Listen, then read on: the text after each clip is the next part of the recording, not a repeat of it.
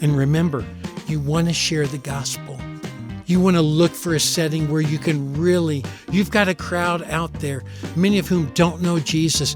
You want to somehow talk about sacrificial love. You want to talk about just how much Jesus loves each of them and how it is that they can use their gifts together to glorify God, and how they were amazing with their own individuality and their own personalities, but God's going to be able to do some spectacular things with them because of the fact that now they're united together with a common cause, and they're going to be a picture of what the relationship is between Jesus and the church, his bride.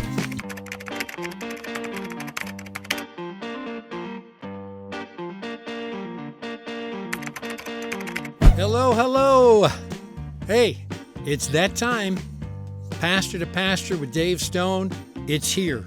You've waited. We drop a brand new episode every Tuesday. This is the day that the Lord has made. Let's rejoice and be glad in it. And thank you so much for joining us. We're off to a good start. This podcast is only 3 or 4 months old, and yet you all have done such a great job of sharing the word that God is really blessing it. So please pass that on. If you follow us on Instagram, thank you for doing that. If you don't, follow us at Pastor to Pastor Podcast. You can follow us there. You can find out what's taken place in the past, some things that are coming up in the future. Also, you can follow us at YouTube.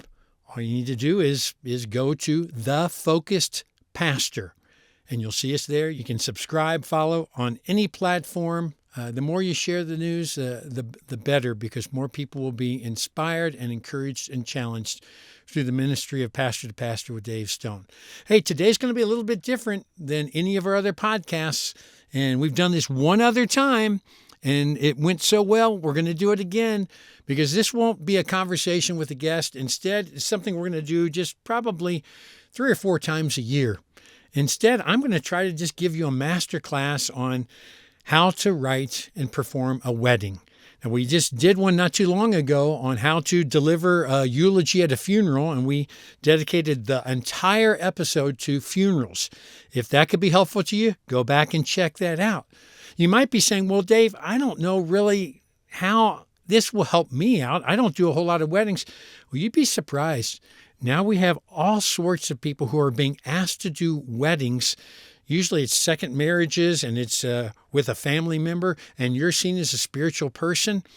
Use this to your advantage. This is some ways that you can not only find out how you could be used by God in this way to encourage your family, but even more importantly, it might be something that you can share as a resource with your pastor or with others who maybe are new to ministry. So if you're ever asked to perform a wedding or to share a few words at a wedding, this could be something that's a helpful podcast. And I hope it will become a resource that you come back to and that you share with others. And one of the reasons that Focus on the Family, and I wanted to do the Pastor to Pastor podcast, was to help Christian leaders have more time to pour into their families. And so this episode is written to minimize your preparation time and help you feel more confident and less stressed when you're doing a wedding. And so we're going to jump right in, and I think you're going to find this to be not just entertaining, but I hope it will be helpful. I'm going to bank on my experience of having done 547 weddings.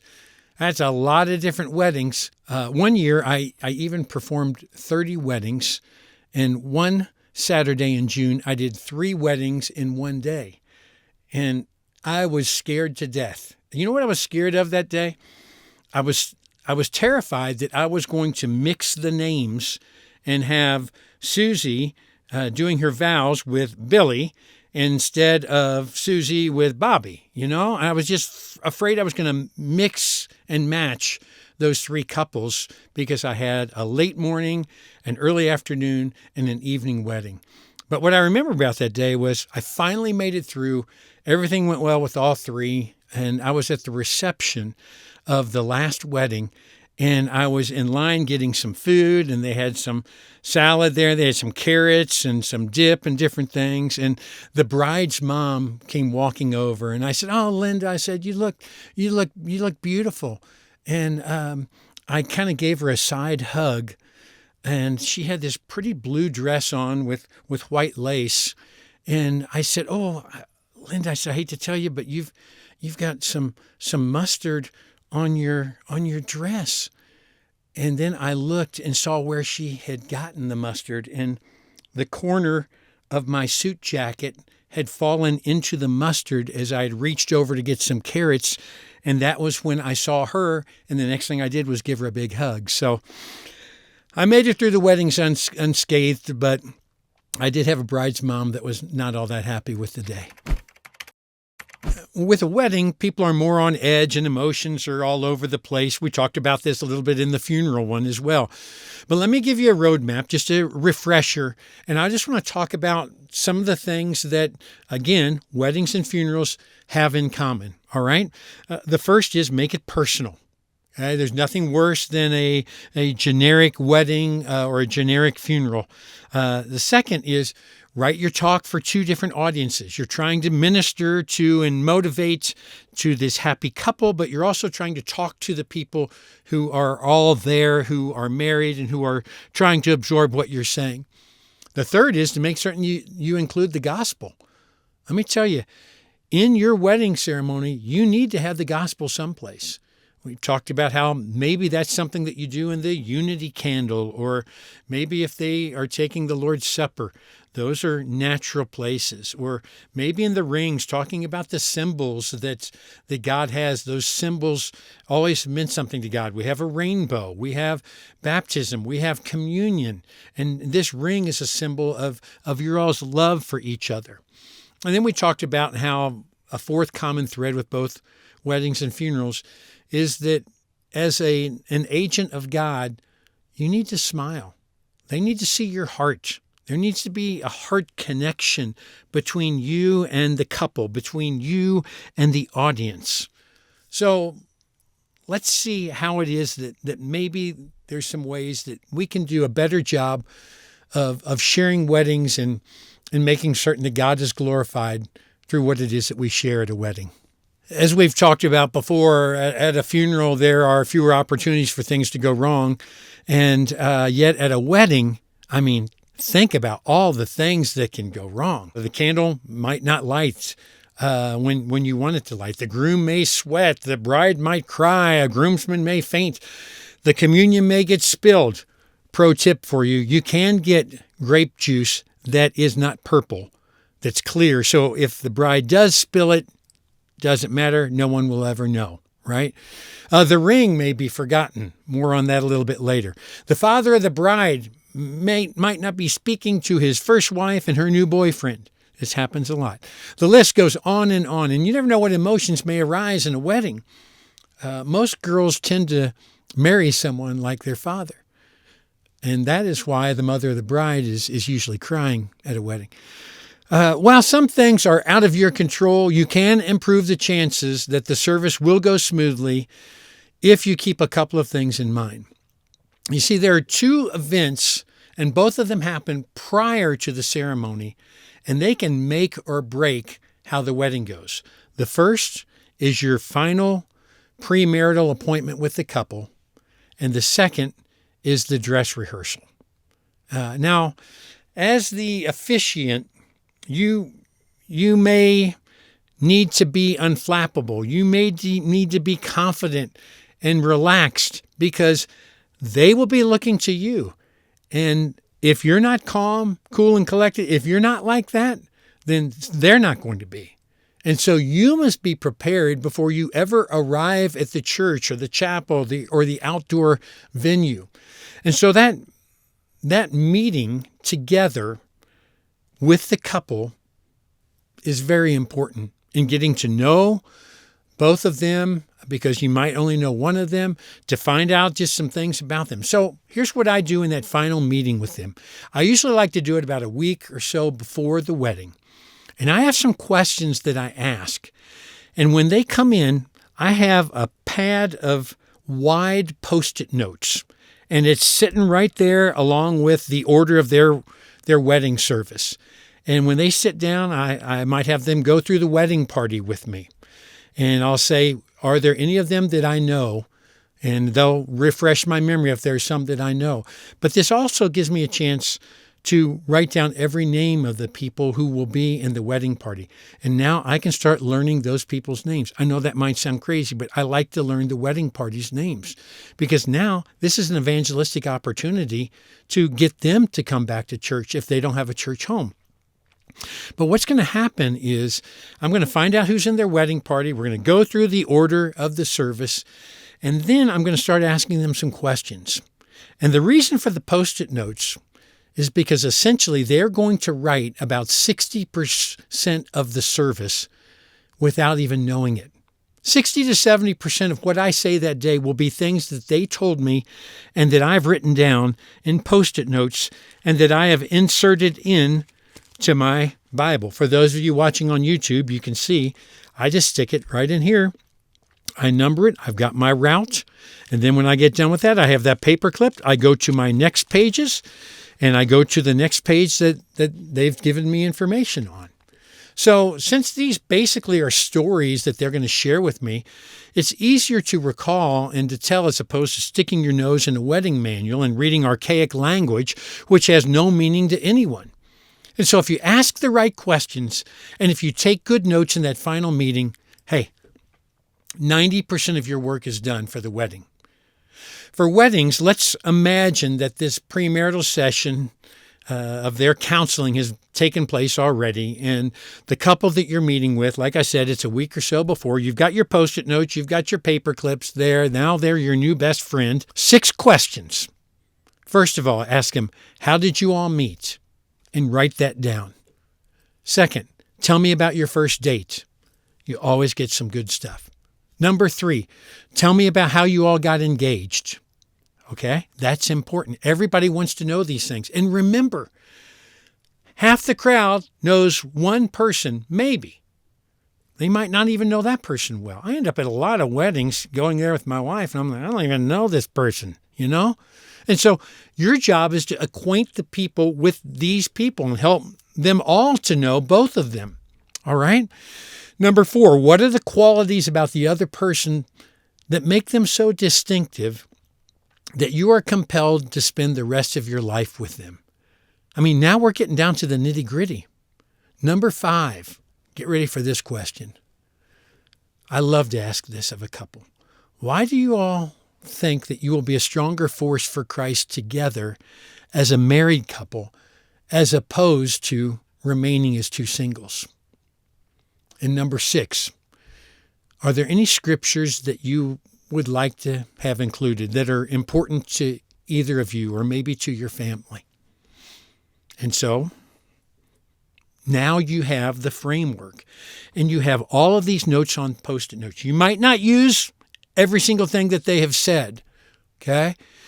But now they have some idea and they've given you permission to share these stories. There's sometimes when what happens in that moment, I'm salivating writing these things down. I'm saying, oh, hold on. I want to get this down.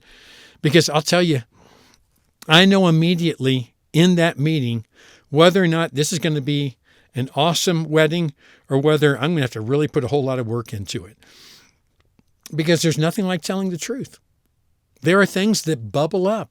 I can't tell you how the first dates, how many times it's to Wendy's, or the first date ends up being to Pizza Hut or something like that. And it gives you a chance to say, hey, last of the big spenders right here, right? Or he really splurged. He took her to Taco Bell, or whatever it is. But that's their story. And so you're going to take advantage of that. And I hide all these notes the day before the wedding. I get my Bible out. I put all these notes in order. And if I can't read my own hieroglyphics, then when I meet with the bride beforehand or the groom beforehand, I'll say, hey, I can't read my own writing here. So tell me, you all had known each other for 6 months or was it 4 months? I can't read my writing. And they'll share something. But you always stumble onto something. I just pulled out of an old wedding file. This couple, how did they meet? Well, he had a crush on her, but she had no idea. Levi had a crush on her, but Maddie had no idea.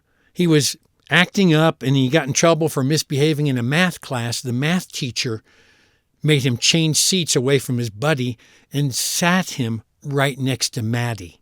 Is that cool? So I made a big story of how it is that we are here together. You have joined together. You are all here today because of a math teacher that was disciplining a misbehaving 8th grader.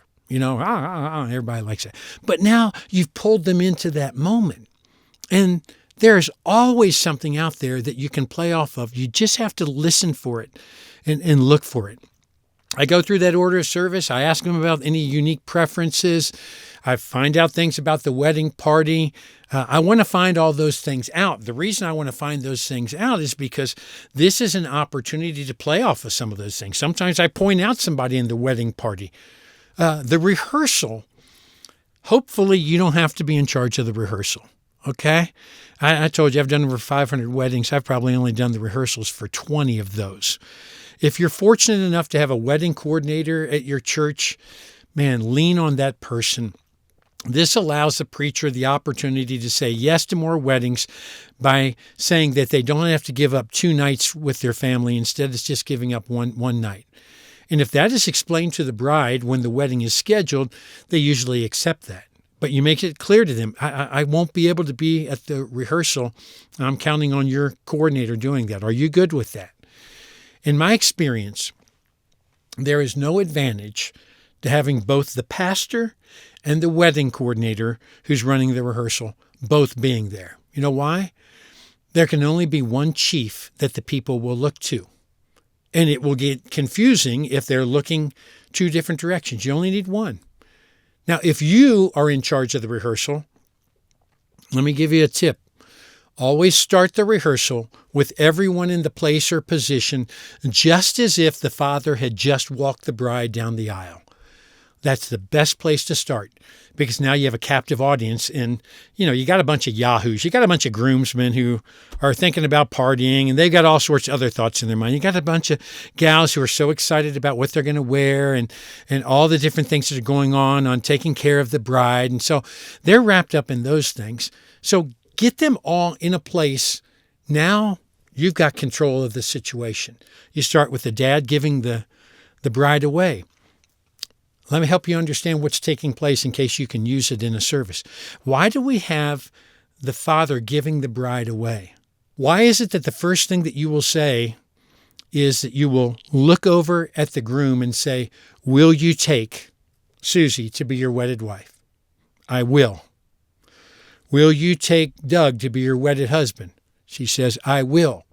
Now you look to the father and say, "Who gives this bride to be married?" Why do we say those things?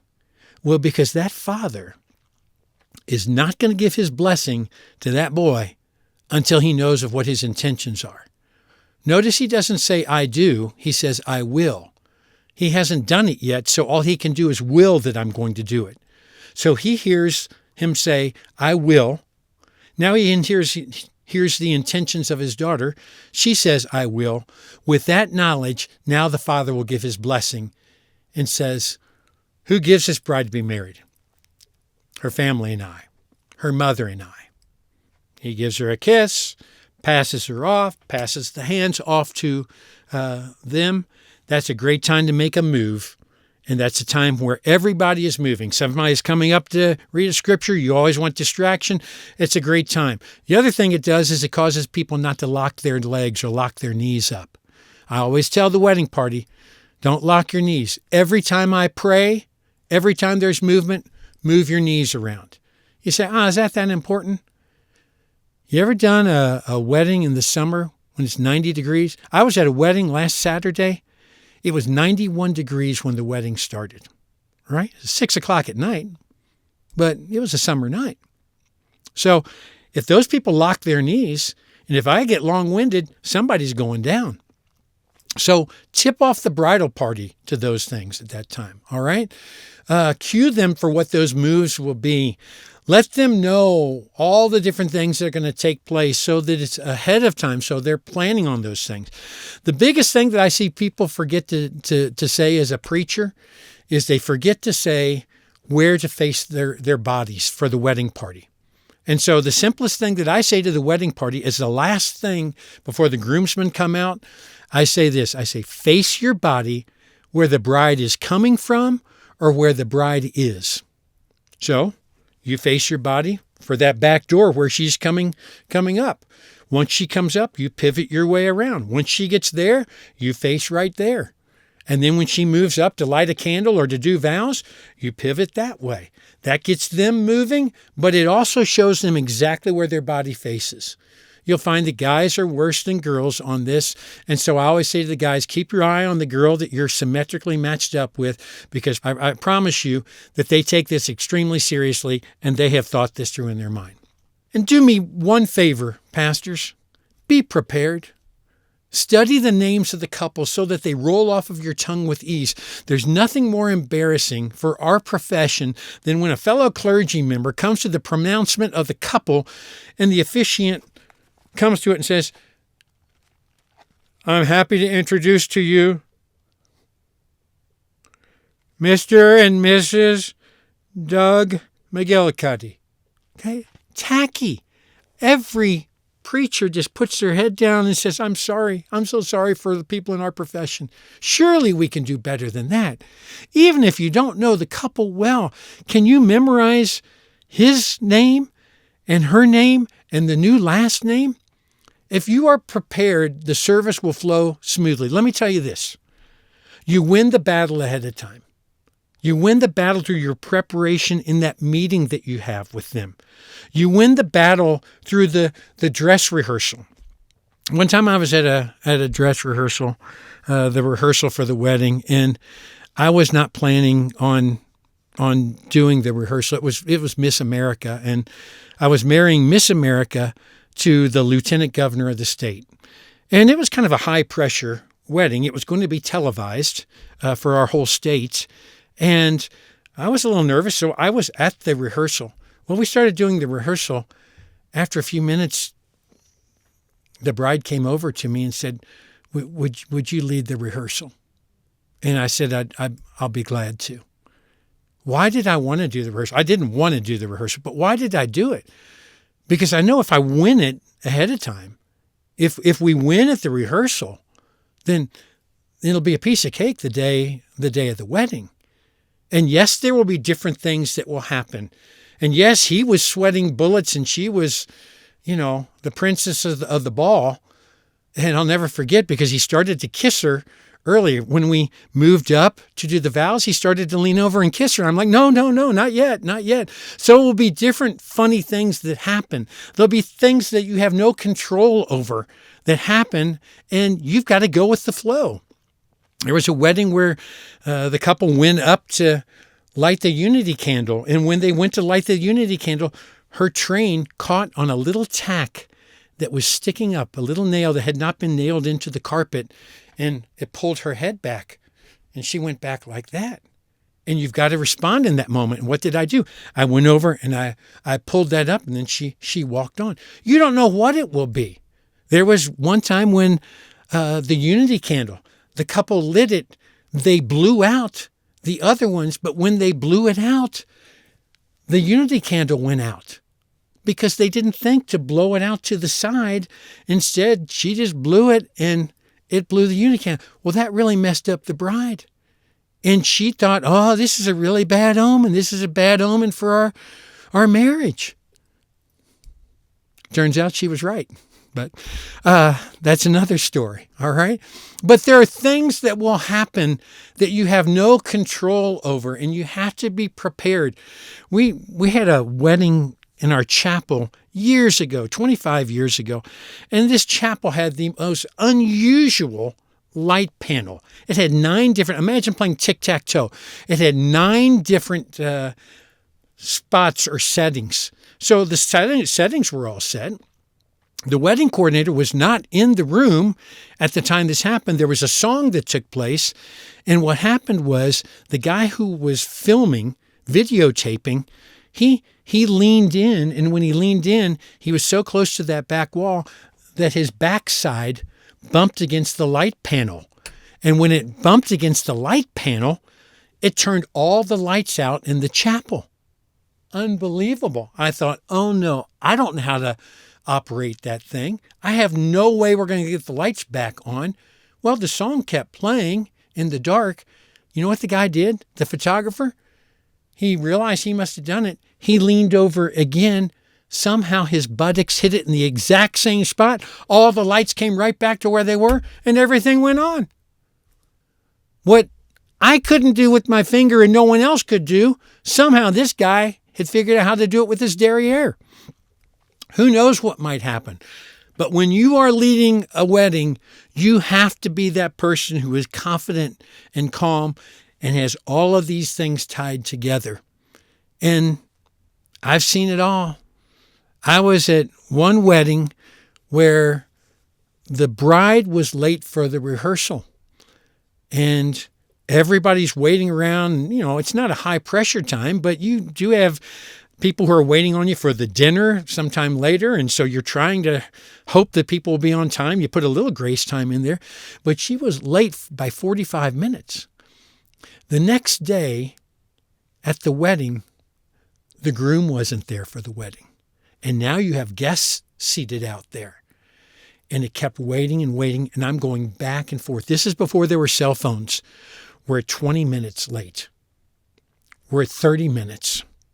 She's crying in the bathroom.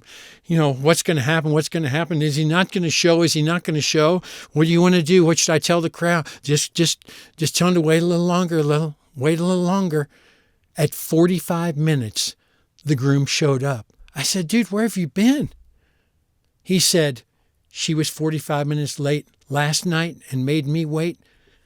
I'm 45 minutes late tonight. She could wait for me. Whoa. That's how you're going to start your wedding? That's how you're going to start a marriage? I went back over to her and I told her that. I said, you don't have to go through with this if you don't want to. She said, I'll go through with it. I want to. I said, okay, you don't have to. She said, I want to.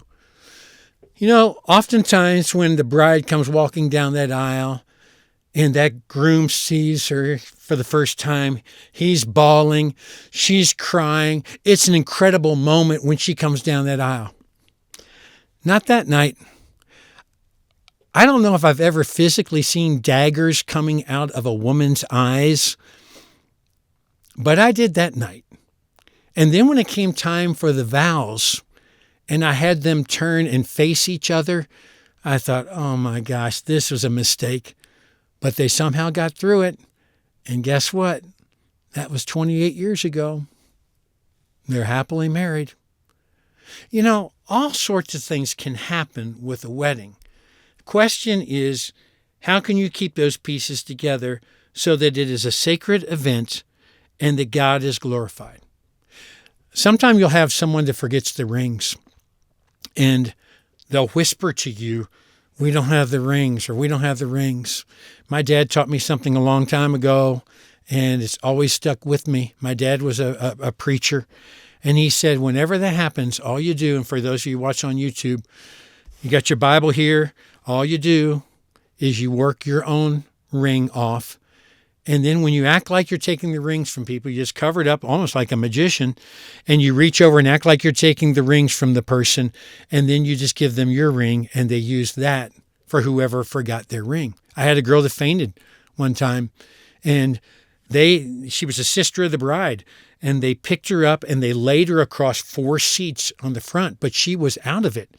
Well, they figured out later she has the rings, and the bride sang to me under her breath, we don't have the rings, we don't have the rings. So I just pulled my dad's trick, the old Sam Stone, and said, and we did that. And then later we did it with the real rings, just the 3 of us by ourselves. There's so many different things that can happen. And in those moments, trust that God is at work. Trust that God is going to use those things. And even when you make a mistake, God will give you a way out of it. I know we're not talking about temptation in 1 Corinthians 10:13, but there will be times when you botch something up. But he'll give you a way out. One time I had a gal who was in a bad car wreck, and she spent the afternoon in an emergency room.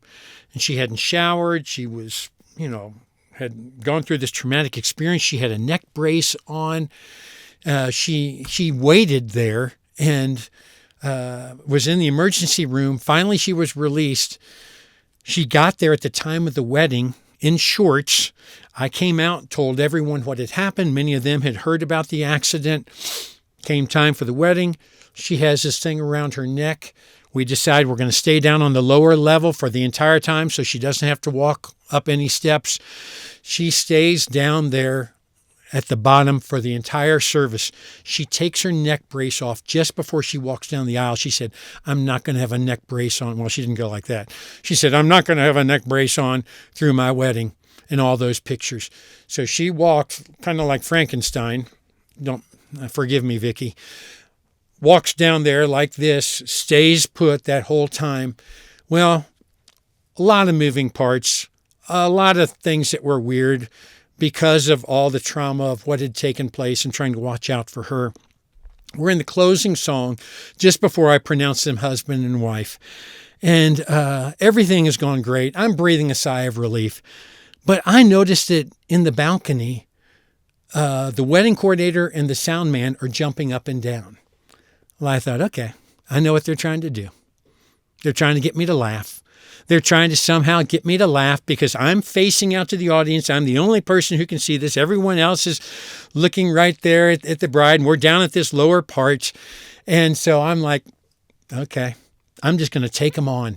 So 2/3 of the way through the song, I thought, I don't know what they're doing to get me to laugh, but they're not going to bust me. So I just stare up at them, and I see the wedding coordinator pointing at her finger and going like this, jumping up and down. And I thought, that's crazy. That's not even going to make me laugh. I can stare at that all day. And then I realized she's pointing at her ring. The sound man is pointing at his ring. What a coincidence. And then I realized I forgot to do the rings. I totally forgot the rings.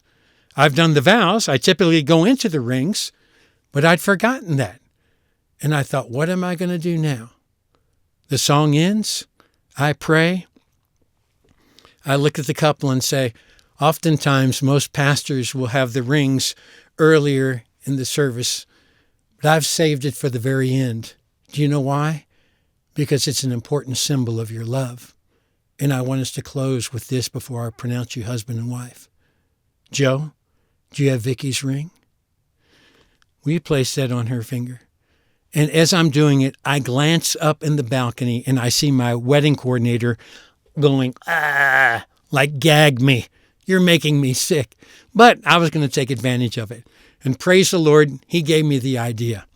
By the way, when it comes to the rings, they'll put it on early if you give it to them early. So you as the pastor control the rings until it's time to put it on the other person's hand. So when I give them the ring, now is when he can put it on her ring finger. And I always say, just push it to the knuckle and the other person will work it the rest of the way. Otherwise, it's, I give you this ring. No, there's no struggle involved. Just push it to the knuckle and let the other person work it the rest of the way. But now you're controlling when they say it. What I do is I say, I give you this ring as a symbol of my love. In the name of the Father, Son, and Holy Spirit. Let's talk a little bit about the vows, because the vows are important. Lots of times couples will say, oh, we want to write our own vows. We want to write our own vows. We saw that in a Hallmark movie, and I think it's going to be great. Okay, all right. Well, just make certain you get them done a week early and show it to me when we meet together. Oh, yeah, it won't be a problem, man. We're right. Oh, this is going to be great. It's going to be great. AI is going to help us. It's going to be incredible. And then they come meet with you. Hey, where's those vows? Well, we haven't had a chance to do it yet, but we're going to write them. We want to make them very personal. We're not going to have it with AI. We're going to do it ourselves. Okay, great. Well, make certain that you give them to me before the service starts. And then lo and behold, you know what always happens? I'll come to I'll get there 45 minutes early. Hey, have you got the vows? We ran out of time. Just do your normal vows. So I do my normal vows. Remember what I talked about with the Post-it notes? If you don't know your vows, I've done so many weddings, I have them memorized, but I don't like to even count on that. I still should put them in there, really. But what I do is I wrote on a Post-it note, like for this one, it'd be Chloe and Michael. And so I put Michael and Chloe on there. And then I even have typed out separately for the husband and wife language so that I don't botch it.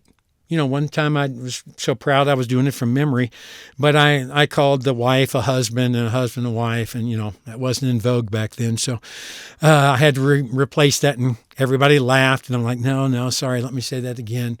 But put it in your notes, and if you have to read it, make certain it's there.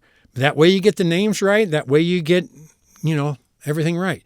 You say, okay, what would vows sound like? Let me give you some in case you've never done a wedding, and this might be a set that you do. Now we'll see if I can remember them. I, Michael, promise to take Chloe to be my wedded wife, pledging before God, with these friends as witnesses, that I will be to her a faithful and devoted husband, that I will honor her and love her, that I will remain with her in sickness and in health, in prosperity and adversity, and forsaking all others, will keep myself to her all the days of my life. I'm going to have you share those same vows of commitment, Chloe, that you just heard from Michael, so that we know of your intentions. I, Chloe, promise to take Michael to be my wedded husband. And I go through the exact same vows with them. I already told you what I say with the rings. I give you this ring as a symbol of my love in the name of the Father, Son, and Holy Spirit. And remember, you want to share the gospel. You want to look for a setting where you can you've got a crowd out there, many of whom don't know Jesus. You want to somehow talk about sacrificial love. You want to talk about just how much Jesus loves each of them, and how it is that they can use their gifts together to glorify God, and how they were amazing with their own individuality and their own personalities, but God's going to be able to do some spectacular things with them because of the fact that now they're united together with a common cause, and they're going to be a picture of what the relationship is between Jesus and the church, his bride. Different things will bubble up in that conversation that you have with them. And it's amazing how you'll stumble onto something that you can weave throughout the entire message. I'll give you an example. I was marrying a couple, Cody and Leanna, and I was asking them about their first date, and then somehow we stumbled onto their first kiss. And he said we'd gone out 5 or 6 times, and he said we'd had a great meal, and we were driving separate places. We had 2 vehicles in this restaurant parking lot. And he said we stood there and we talked for about 30 minutes. Came time to go, and he said, man, I just leaned down and kissed her. And he said, well, that was powerful. And he said, the second she came up from the kiss, she said, you need to call my dad. He said, what? She said, you need to call my dad, because if you're serious about dating me, he's going to want to know that. He said, okay, great. Well, he's 7 foot tall, plays in the NBA. You wouldn't think he would be intimidated by this, but he thought, well, I'll give him a call, and it'll probably just be a 5-minute perfunctory, hey, thanks for reaching out. Yeah, we always expect for somebody who's going to date our daughters to give us a call and for us to get to sit down with them, but you're out of state and she's out of state. So Cody calls up the dad and starts talking to Mark, and what he thinks is going to be a 5-minute phone call ends up being a 45-minute phone call. And instead, he starts grilling him, and he says, how do you love my daughter? Do you have accountability networks set up? How will you keep physical boundaries in your dating relationship? And then he says this, he says, Cody, are you willing to die for Leanna? He said, when I first held her as a small baby, the second she was born in my arms, he said, I knew that I would die for her. He said, are you willing to die for her? Cody said, I just wanted to kiss her in the Applebee's parking lot, right? But we laughed about that, and we had some fun with that. But then later in the service, I was able to come back to it, and I said, you know what? Cody, are you willing to die for her? That's what Jesus asks you to do. And you've got to be willing to sacrifice. And that's what Paul says in Ephesians chapter 5. It says it's that same type of love. Husbands, love your wives as Christ loved the church and gave himself up for her. And that's what we're called to do, is to have that type of unconditional, sold out agape love for our spouse. Sharing how they met and what they appreciate about each other makes the service personal and more meaningful to the wedding party and the guests. And it gives you a chance to focus on God's word and their lifelong commitment and to tie that knot tightly. And if you ask the right questions in that meeting, and if you take the right notes, it's a game changer. So I've given you a lot of different tips and ideas. I made plenty of mistakes, and I've learned a whole lot from my mistakes. But the best thing that you can do is to keep it personal, make certain that you glorify God in it, and let them know that God has incredible plans for them as a married couple. It's more, marriage is more than finding the right person. It is becoming the right person. And I love what Bob Russell, my mentor, used to say. He said, I want each of you to imagine that there's a triangle and that you're at the base of either points of that triangle, and that at the top of the triangle is God. And he said, if you're always working on your relationship with God, an amazing thing will happen. The closer you draw to God, the closer you'll draw to one another. Well, the story that I want to leave you with today is one that I have used in a number of different weddings. And I typically use it when it is a young couple whom I'm marrying. And you know how special it is. Young love, you see these two together. Sometimes I'll use this to wrap up the entire message. Other times I'll use it just before the unity candle. I'll say, marriage is the coming together of two tributaries, which after today will flow in the same direction.